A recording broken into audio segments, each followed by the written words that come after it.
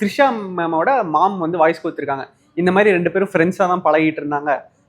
Audience நீங்க தான் வந்து தப்பு தப்பா நிறைய போர்ட்ரேட் பண்ணிட்டு இருக்கீங்க. ஸோ அதை முடிஞ்ச வரைக்கும் ஸ்டாப் பண்ணிருங்க அப்படின்றாங்க. ஆமா, அதுதான் நானும் சொல்றேன். 2 பேரும் வந்து சொல்லட்டும், ஆமா நான் இப்படி பண்ணேன், இப்படிதான் ஆச்சுன்னு சொல்லிட்டு அதுக்கப்புறம் நம்ம சைடு எடுத்து பேசலாம். இன்னும் நமக்கு one side of the story தெரியல. இப்போ சங்கீதா விஜய் கூட அவங்க பெட்டிஷன்ல போட்டதுனால நமக்கு வந்து ஓ இது நடந்திருக்குமோன்னு நம்ம கெஸ் பண்றோம். We are guessing.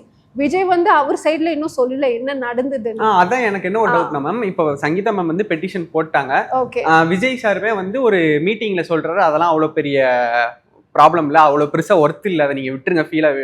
இவ்வளோ பேசுகிறவர் அது ஏன் ஒரு ஓப்பன் பெட்டிஷன் இதான்ப்பா நடந்துச்சு அப்படின்ட்டு கோர்ட்டில் ஆஜராகியோ இல்லை ஃபேன்ஸ் வந்து அவருக்காக ஃபீல் பண்ணுறாங்க பார்த்தீங்களா, அவங்களுக்காக ஏதாச்சும் சொல்லியிருக்கலாம் இல்லையா? அவங்க ஏன் இதை பற்றி பேசலாம், because it's already Khan to the court. கோர்ட்டுக்கு இந்த விஷயம் போயாச்சு, கேஸ் போயாச்சு. ஸோ அவங்க மைண்ட் செட் என்னன்னா நான் கோர்ட்டில் பார்த்துக்கிறேன், கோர்ட் இது டிசைட் பண்ணிட்டோம், நீங்கள் எதுக்கு அதுக்குள்ளே ஒப்பீனியன்ஸ் வைக்கிறீங்க, நீங்கள் ஏன் இதை பற்றி கவலைப்படுறீங்க, எலெக்ஷன்ஸ் வருது நம்ம அதில் ஃபோக்கஸ் பண்ணலாம், கரெக்டு தானே. அதுதான் அவர் சொல்கிறது. வாட் ஹி மென்ட் இஸ் கோர்ட்டில் இருக்குது, ஐ திங்க் ஸோ. கோர்ட்டில் இது வந்துருச்சு, ஸோ நாங்கள் கோர்ட்டில் பார்த்துக்கிட்டோம்.